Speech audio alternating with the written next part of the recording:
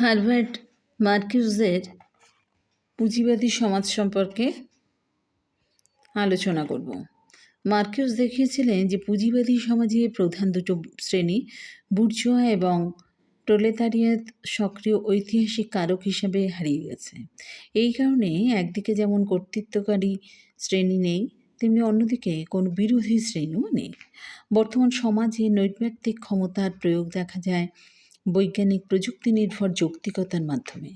আবার এই সমাজে শ্রমিক শ্রেণী শুধুমাত্র উচ্চহারে গণভোগবাদের মাধ্যমেই নয়, উৎপাদনের যৌক্তিক প্রক্রিয়ার মধ্যেই শান্তিবাদী হয়ে গেছে এবং কোথাও কোথাও আবার এই শ্রমিক শ্রেণীর অভিযোজনও ঘটেছে। মার্কিউস তার বিশ্লেষণপ্রাপ্ত তথ্যের উপর ভিত্তি করে গড়ে তোলেননি।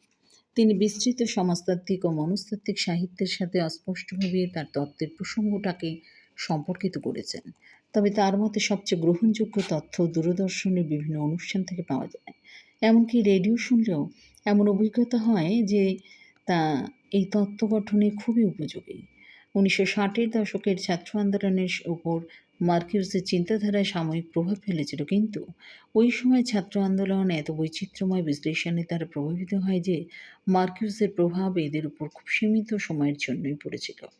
ওই সময় পরিবর্তনশীল শ্রেণী কাঠামো, যুক্তি নির্ভরতার উপর গুরুত্ব, আমলাতান্ত্রিক কাঠামোর বিশ্লেষণ প্রসঙ্গে সমাজতাত্ত্বিকদের বিবিধ তত্ত্ব খুব জনপ্রিয় হয়েছিল।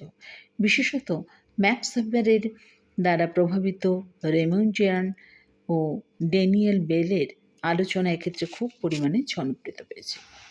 মার্কিউস আধুনিক সমাজে ব্যক্তির হতাশাজনক অবস্থান সম্পর্কে উদ্বেগ প্রকাশ করেছিলেন। তার চিন্তার মধ্যে বৈপ্লবিক শক্তির চিহ্নস্বরূপ মানুষের উপস্থিতি প্রত্যাশিত ছিল, কিন্তু সেটা পাওয়া যায় না। তার মতে এই সমাজের অভ্যন্তরেই এই শক্তি জন্ম নেবে এবং বস্তুর অভাব কাটিয়ে ওঠা এই শিল্পনির্ভর সমাজে মানুষ আনন্দ খুঁজে পাবে যৌন স্বাধীনতা ও সমস্ত সামাজিক সম্পর্কের থেকে উদ্ভূত আনন্দেরই মধ্যে দিয়ে।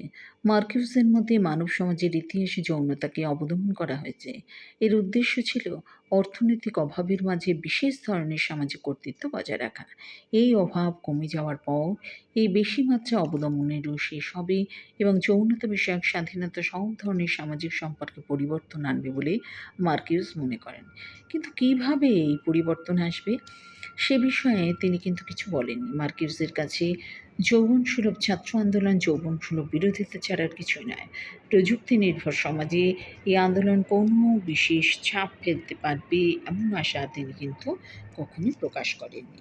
তবে মার্কিউস মনে করেন আধুনিক প্রযুক্তি নির্ভর সমাজে অবক্ষয় এমন মাত্রা পৌঁছচ্ছে যে পুঁজিবাদী ও সাম্যবাদী সমাজে সেটা কোনো পার্থক্য প্রদর্শন করে না। প্রত্যেকটি সমাজই সমানভাবে এই যান্ত্রিকতার শিকার।